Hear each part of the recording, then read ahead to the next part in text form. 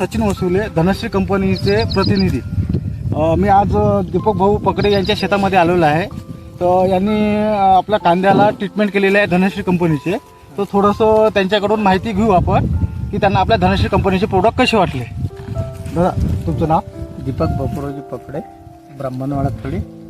मी धनश्री कंपनीचंच पूर्ण याला प्रोडक्ट वापरलं कांद्याला. बरोबर. त्याच्यामुळं कांद्या मला एकरी 2 क्विंटलपर्यंत ॲव्हरेज बी बसलं.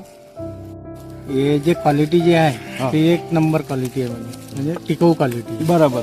आणि तुम्ही तर एवढ्या वर्षामध्ये ह्या वर्षी तुम्हाला चांगलं समाधानकारक हे झालं.